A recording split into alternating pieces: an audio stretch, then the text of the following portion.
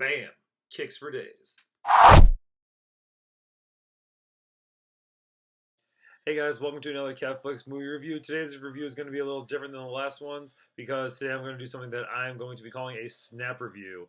Now, between running Catflix, posting the videos, writing articles, I also have a full-time job and I also want to have a social life from time to time. So sometimes I forget to see a movie or I'll see it late or I just won't write a review about it or something. So for those kind of movies, I'm going to do quick reviews, probably about a minute, minute and a half long that I'm going to call snap reviews. So for my first snap review, I'm going to review the indie movie Kicks. Kicks is a coming-of-age urban drama about Brandon, a 15-year-old high schooler who lives in a culture where the shoes on your feet dictate your social status. When he gets his hands on a fresh pair of retro Jordans, he feels like he's on top of the world.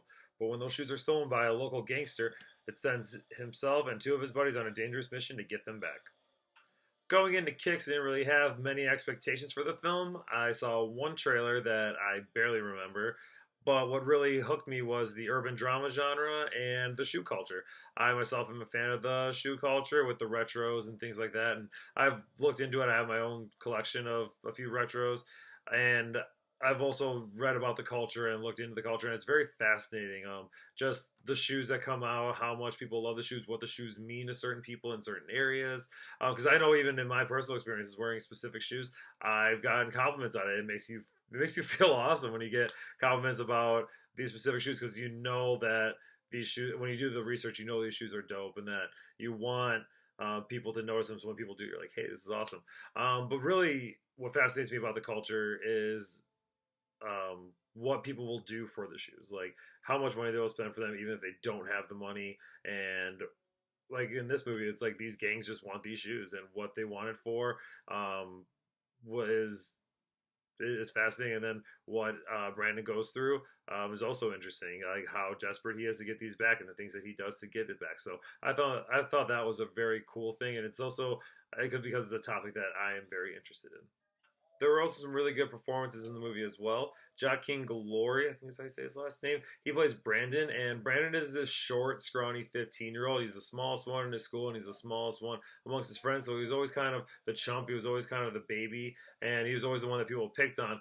But once he got these retro Jordans, he feels like he's on top of the world, and he feels like he's actually a man. So when they get stolen from him, he feels like he just lost his manhood. And Glory does a really good job of showing the desperation of this kid who just desperately wants to be a man, desperately wants to be cool, desperately wants to be on top of the world. So that was a really good performance. I also really like the performance of Mahershala Ali, who plays his uncle. You would recognize Ali from House of Cards. He plays Remy, and he's also going to be in a movie called Moonlight, which comes out at the end of October, I think, maybe beginning of November. But he plays Brandon's uncle, who is just a straight gangster and pretty much gives him life advice about knowing the real Brandon and knowing that the things that Brandon is doing and the desperation that Brandon has is not good. But he tells it in like a really kind of sketchy way, so it's very interesting. I also really like the performance by Kofi Cerebo. I think it might be how I say his last name. Fuck that one up too. But he plays the gangster who stole Brandon's shoes, Flacco, and he's very menacing with a nice like sympathetic twist to it. So I thought those performances were all really good in the film.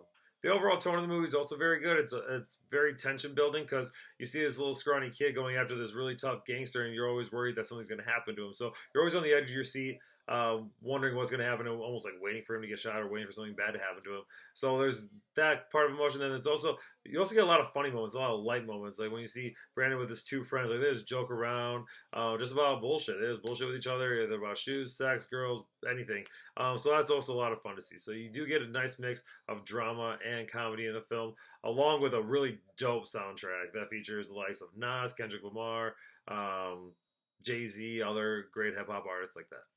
Overall, I really enjoyed Kicks. It was one of the bigger surprises I've seen all year. It isn't perfect, but I did still really, really like it. I like the performances, I like the tone, and I also like the subject matter, and it also has some pretty deep themes to it too. So I want to give this movie a 3 out of 4.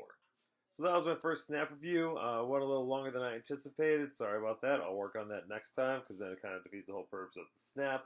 But yeah, you can see my shoe collection right behind me, some of it at least. But yeah, anyways, I appreciate all the support you guys have given Catflix so far with the YouTube videos. I know they're still kind of raw, still kind of new, so I'm trying to figure out the best format for it. But appreciate all the support for Catflix.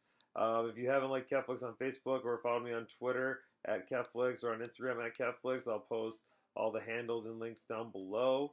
But keep an eye out in the next couple days for my top 5 Denzel Washington review, or top 5 Denzel Washington movies, sorry, and my Magnificent Seven review. I've had a really busy week, so I haven't really had a lot of time to do things. But yeah, just keep an eye out for those the next couple days. And yeah, that's all I got. Thank you again for supporting Ketflix. Stay classy and don't do anything stupid.